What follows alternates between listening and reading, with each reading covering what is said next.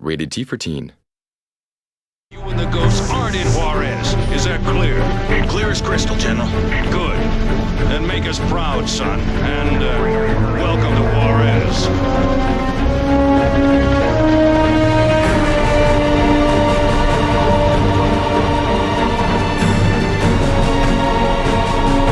Hi, I'm Whitney Robinson. I worked at Redstorm on GRAW, and now I'm working in the Paris studio on GRAW 2 as a level designer. I will be guiding you through the developer diaries, giving you an inside look at how we're developing this game. Today we will present to you the look and feel we want to have for this game. We're here with artistic director Corinne Guillon and lead engineer David Razor.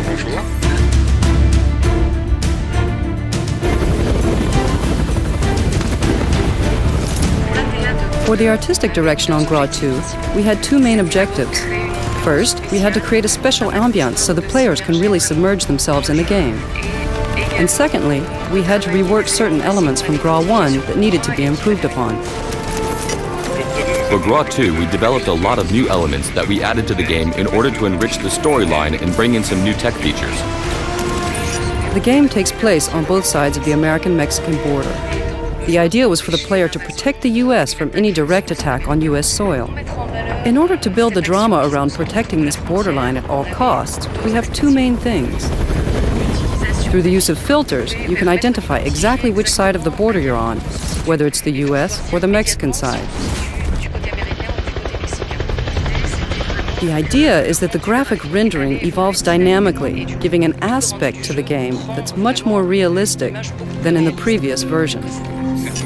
This new Ghost Recon story uses all new tech features that we've developed and added to the motor. So exactly what is ambient occlusion? Ambient occlusion is a visual technology feature that accurately reproduces the way shadows appear in relation to its geometry. For example, on a building with a balcony, the shadow under the balcony is stronger than on the facade of the building. In GRAW 2, we've also added in a real-time day and night cycle during the missions. This allows you to see the sun moving as you play, see the shadows on the ground change, and to really have the impression to live an adventure, minute after minute, just like in real life.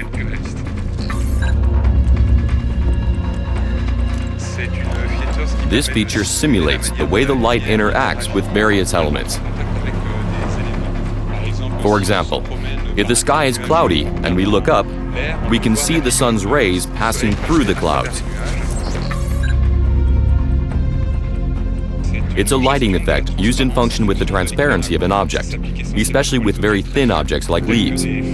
So when you have an object that is essentially opaque, and if we place a light source behind it, you can see different details appear like the veins of the leaf or even the shadows of other objects that are behind it. The second artistic choice we made to emphasize the different situations on each side of the border is the level of destruction in the environments. Artistically, it means that the U.S. side will look pretty clean and untouched, while the Mexican side will show a lot of destruction, with special effects, fire, smoke, etc.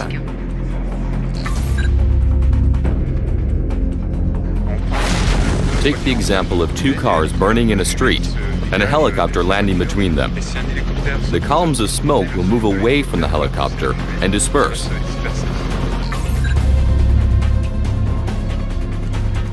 We've also added in a new feature called Depth Sprite, which makes sure that this smoke doesn't cut through objects like buildings.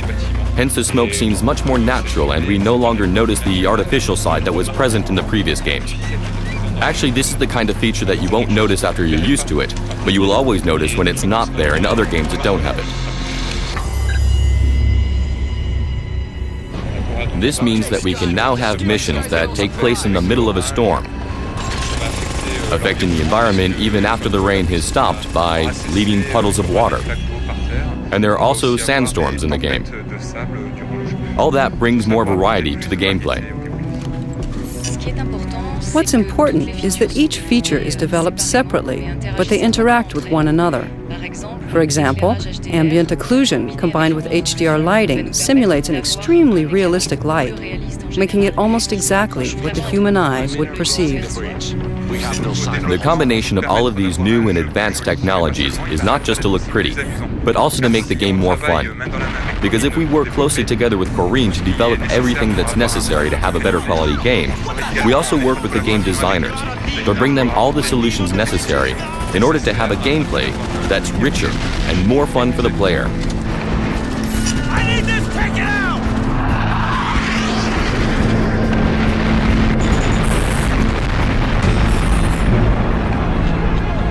That's the end of this dev diary.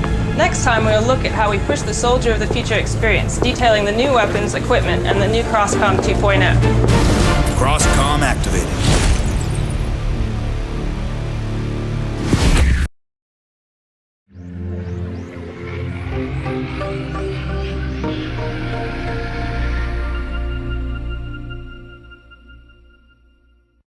Rated T for Teen.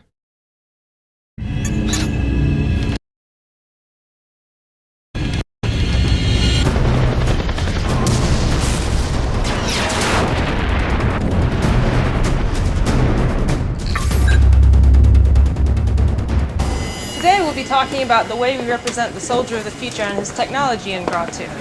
We'll take a look at the Ghost Leader Scott Mitchell, his equipment, his technology, and his supports.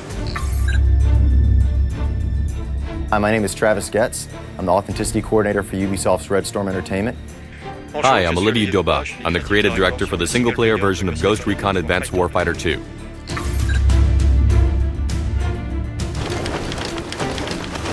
For GRAW 2, you can think of Mitchell's gear as moving on to Soldier of the Future 2.0. He's going to have a different helmet. This design was provided to us by the U.S. Army Natick Soldier Center, and it is put together by Cry Associates. The Crosscom has now become an earpiece on the left side of Scott Mitchell's helmet, equipped with a laser pointer. The camera that used to be on the right side of the helmet is now much smaller and integrated into the middle front of the helmet. Another design change that's been made with the Soldier of the Future 2.0 is that we're moving from the sort of standard multicam camo that we had in Ghost Recon Advanced Warfighter onto the new digital ACU camo, which has been adopted by the U.S. Army and is in use in the field today. It's a gray and white pixeled camouflage. The pixels make it much more complex for the brain to analyze, hence the ghosts are a lot harder to detect in any environment, whether it's natural or urban.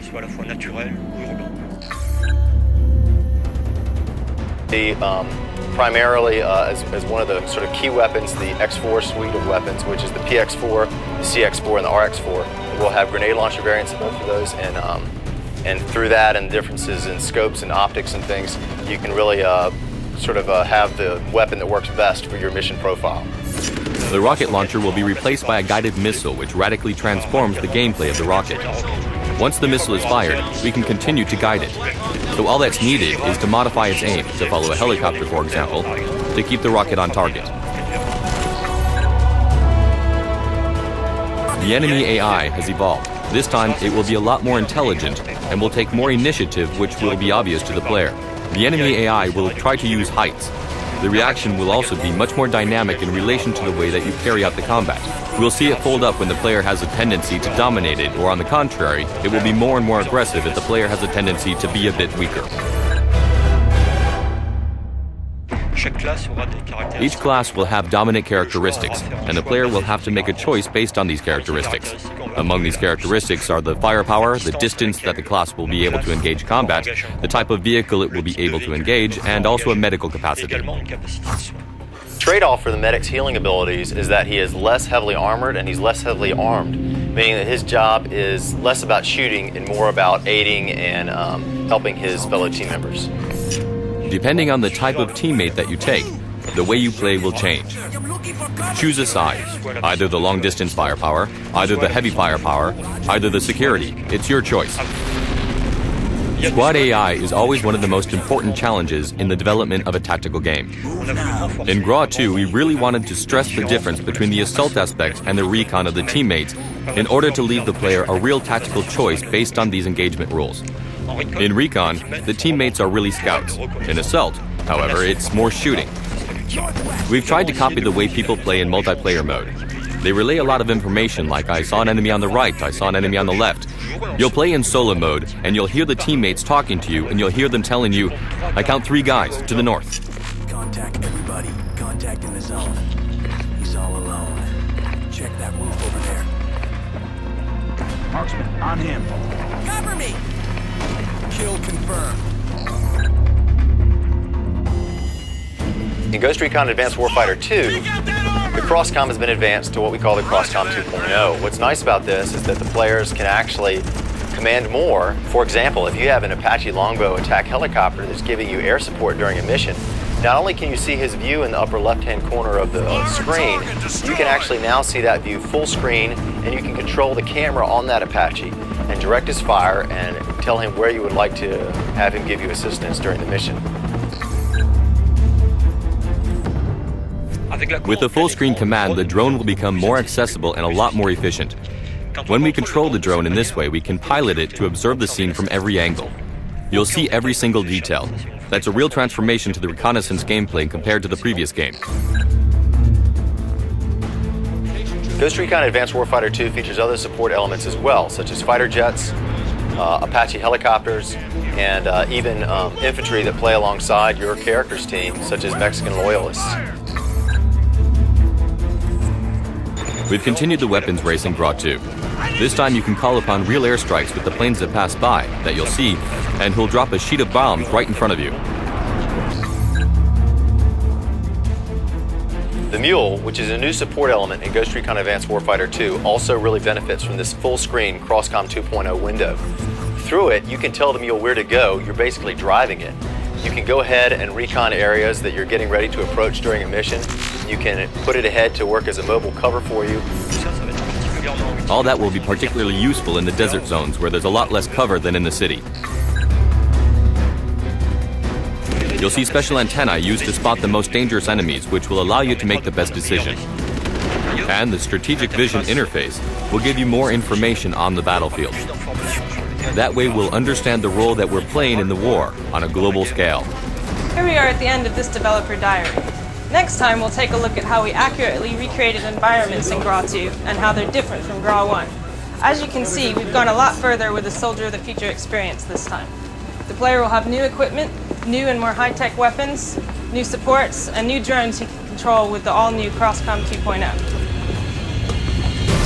Crosscom activated.